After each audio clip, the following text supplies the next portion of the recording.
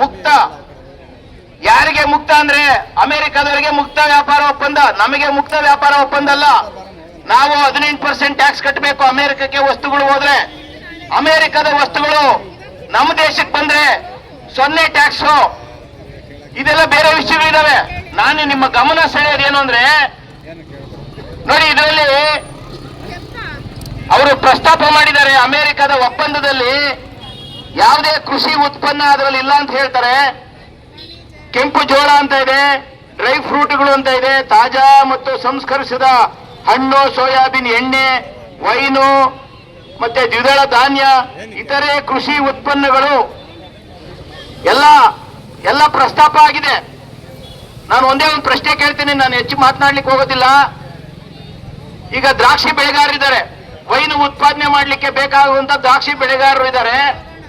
ಇದರಲ್ಲಿ ದ್ರಾಕ್ಷಿ ಬಗ್ಗೆ ಪ್ರಸ್ತಾಪ ಇದೆ, ವೈನ್ ಬಗ್ಗೆ ತುಂಬಾ ದೊಡ್ಡ ಮಟ್ಟದಲ್ಲಿ ಕಡಿಮೆ ಬೆಲೆಗೆ ಯುರೋಪ್ ಯೂನಿಯನ್ ಇಂದ ಮತ್ತೆ ಅಮೆರಿಕದಿಂದ ವೈನ್ ಬರುತ್ತೆ.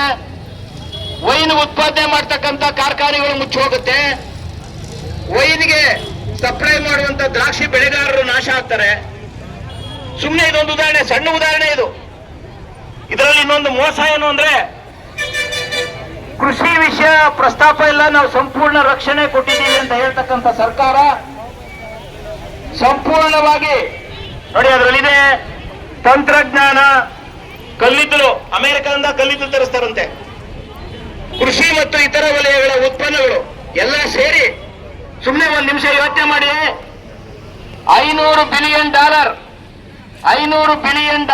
ಬೆಲೆಯ ಕೃಷಿ ವಸ್ತುಗಳು, ಉತ್ಪನ್ನಗಳು ಮತ್ತೆ ಕೈಗಾರಿಕಾ ವಸ್ತುಗಳನ್ನ ಅಮೆರಿಕದಿಂದ ತರಿಸಲೇಬೇಕು ಅಂತಕ್ಕಂಥ ರೀತಿಯ ಒಪ್ಪಂದ. ಇದು ಒಪ್ಪಂದ ಅಲ್ಲ, ಇದು ನಾವೊಂದು ರೀತಿ ಗುಲಾಮತನ. ಅಮೆರಿಕಾದಲ್ಲಿ ಉತ್ಪಾದನೆ ಮಾಡ್ತಕ್ಕಂಥ ವಸ್ತುಗಳನ್ನ ತೆಗೆದುಕೊಂಡೋಗಿ ನೀವು ಭಾರತದಲ್ಲಿ ಮಾರಾಟ ಮಾಡಬೇಕು ಅಂತಂದ್ರೆ ಈ ಸರ್ಕಾರ ಇವತ್ತು ಒಪ್ಪಂದ ಮಾಡ್ಕೊಂಡ್ ಬಂದಿದೆ.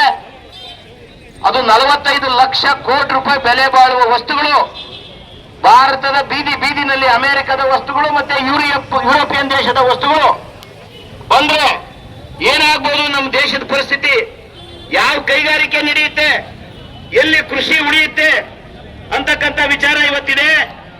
ಇದರ ಬಗ್ಗೆ ನೋಡಿ ಪಾರ್ಲಿಮೆಂಟ್ ನಲ್ಲಿ ಚರ್ಚೆ ಇಲ್ಲ, ರೈತ ಸಂಘಟನೆಗಳ ಜೊತೆ ಚರ್ಚೆ ಮಾಡಲಿಕ್ಕೆ ಸಿದ್ಧ ಇಲ್ಲ, ಕಾರ್ಮಿಕ ವಿರೋಧಿ ಸಮಿತಿಗಳ ಕುರಿತಾಗಿ ಕಾರ್ಮಿಕ ಸಂಘಟನೆಗಳ ಜೊತೆ ಕಾರ್ಮಿಕರ ಜೊತೆ ಚರ್ಚೆ ಮಾಡಲಿಕ್ಕೆ ಇವತ್ತು ಸರ್ಕಾರ ರೆಡಿ ಇಲ್ಲ.